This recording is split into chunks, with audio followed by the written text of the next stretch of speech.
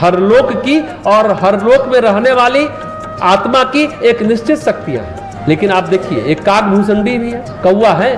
काग भूसुंडी जैसे जीव हैं, कौवा होते हुए भी अध्यात्म को पा लेते हैं। आदमी की सम्यक धारणा नहीं है ना आदमी के पास, वो ये समझता नहीं कि हम अध्यात्म कैसे पाए। देखिए, अगर आध्यात्मिक चिंतन दिशा धारा में बहते हैं, आध्यात्मिक जीवन जीते हैं, तो आप मलमूत्र का सपना देखें तो क्या और शंकर भगवान को सपने में देखें तो क्या, दोनों बराबर है। काक भूसुंडी गरुड़ संवाद में गोस्वामी जी कहते हैं, जिनको आत्म तत्व का अनुभव होता है उसके लिए कोई लोक नहीं है, कोई लोक नहीं है। शंकर जी कहते हैं काक भूसुंडी को उन्होंने जो वरदान दिया था कौवे को कि जीवन मरण में बहुत कष्ट होता है परंतु तुम्हें कष्ट नहीं होगा। काक भूसुंडी को उन्होंने वरदान दिया था, तुम्हारी गति सर्वत्र होगी, जहां जाना चाहेंगे वहां तुम बिना रोक टोक के जा सकते हो, पहुंच जाओगे। तो फिर भी जो काग भूसुंडी और गरुड़ संवाद रामचरितमानस में, जिसकी चर्चा हम लोग ऑलरेडी पहले कर चुके हैं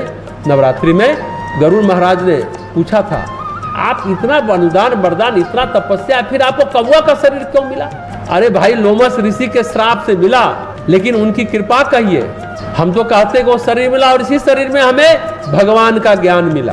काक भूसुंडी बोलते हैं, आत्मज्ञानी संपन्न लोग, सुखदेव मुनि जैसे लोग का निवास कोई लोक नहीं होता, उनकी आत्म चेतना ही उनका लोक है। वो अपनी आत्मा में ही आश्रय ढूंढते हैं, अपनी आत्मा में ही ठौर पाते हैं, अपनी आत्मा में ही वास करते हैं। ये किसी लोक में नहीं, आत्मलोक में निवास करते हैं। जहाँ तक आत्मा का विस्तार है वहाँ तक उनका निवास है।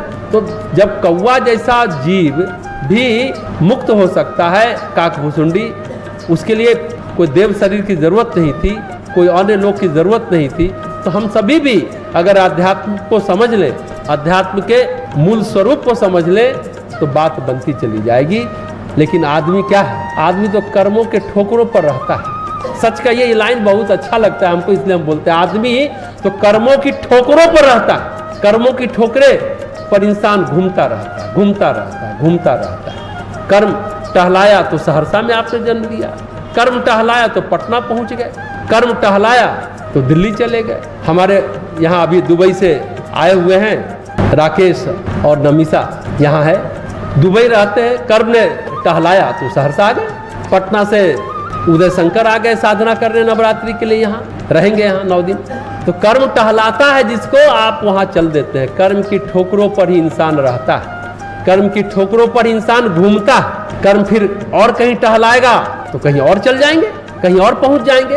अरे ये टहला कौन रहा है? जब तक कर्म परिवर्तित नहीं होगा तब तक स्थान भी परिवर्तित नहीं होगा।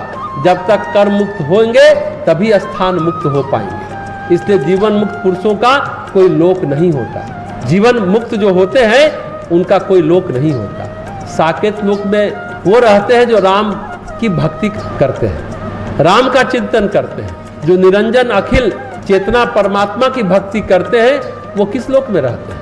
वो राम के लोक जाए तो वहां, कृष्ण के लोक जाए तो वहां। कृष्ण का लोक कहाँ है? गोलोक धाम। शिवलोक जाए तो वहां, जहां चाहे वहां रह सकते। कोई लोक में चाहे जो निरंजन अखिल चेतना परमात्मा की भक्ति करते हैं वो कहीं भी जा सकते हैं। किसी लोक में चाहे तो जाए चाहे तो न जाए। गोस्वामी जी कहते हैं कि स्वर्ग हो या नरक हो या मोक्ष हो, ये हर जगह भाव संपन्न रहते हैं। कहीं रहे वो हमेशा भाव संपन्न ऐसी मुक्त आत्मा रहती है। वे भगवत चेतना में अहर्निश निमग्न रहते हैं, एक समान रहते हैं। अगर नरक लोक में है तो भी आत्मस्थ है और वहां भी उनको आत्मज्ञान है। स्वर्ग लोक में है वहां भी उनको आत्मज्ञान है। और हमारे जैसे सामान्य व्यक्ति लोग, हम लोग कहीं भी जाएंगे तो यहाँ वहाँ मारे फिरेंगे, ये भी देखें वो भी देखें, यहाँ जाएं वहाँ जाएं और कर्म से बंधते चले जाएंगे। नई नई चाहत जन्म लेगी तो नया नया कर्म बनता जाएगा। ये बड़ा महत्वपूर्ण है। आत्मस्थ होने का प्रयास हम लोग को करना चाहिए।